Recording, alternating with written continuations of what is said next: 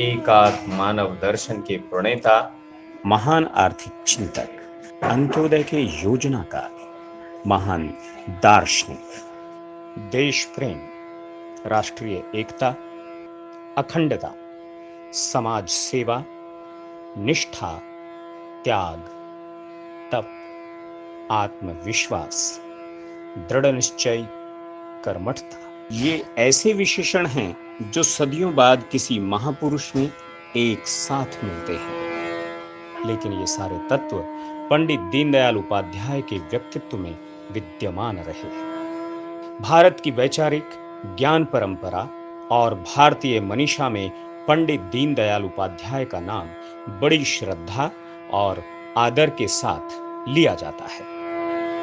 पंडित जी के विचार आज भी हम सब के लिए जरूरी और प्रेरणादायी है। ट्रेन में जा रहे थे तो रेडियो, ट्रांजिस्टर रेडियो, उस समय उसका लाइसेंस हुआ करता था, रिन्यू करना पड़ता था।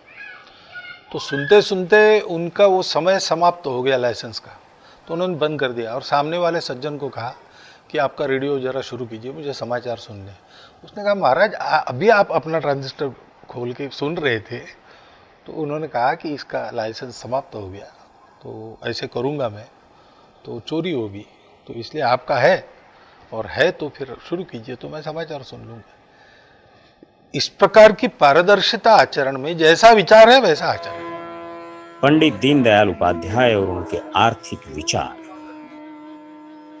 स्वदेशी कोई वस्तु नहीं, एक चिंतन है। आज स्वदेशी एक शस्त्र है, युग परिवर्तन का, भारत के विकास का।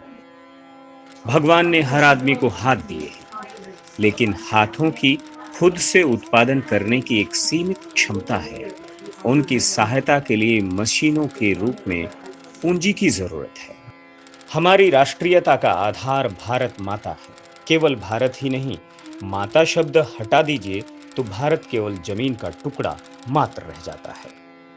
आजादी केवल तभी सार्थक हो सकती है जब यह हमारी संस्कृति की अभिव्यक्ति का जरिया बनती है। जब अंग्रेज हम पर राज कर रहे थे तब हमने उनके विरोध में गर्व का अनुभव किया।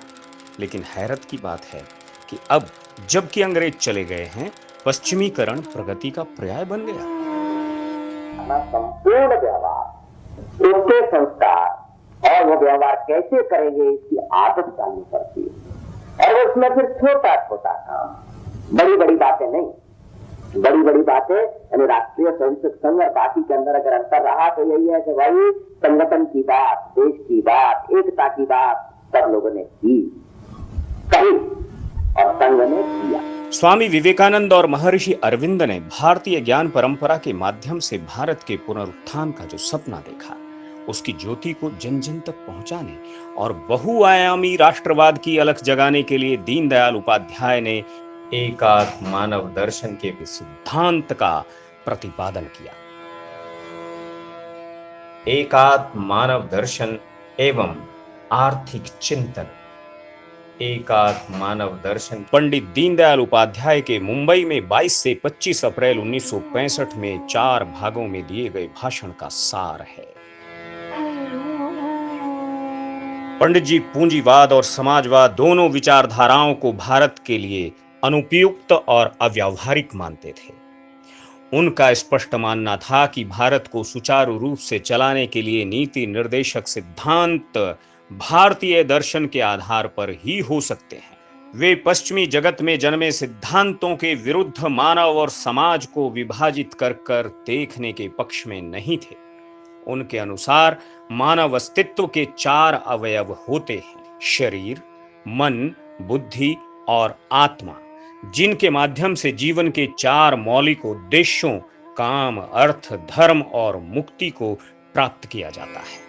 इनमें से किसी की भी अवहेलना नहीं की जा सकती है।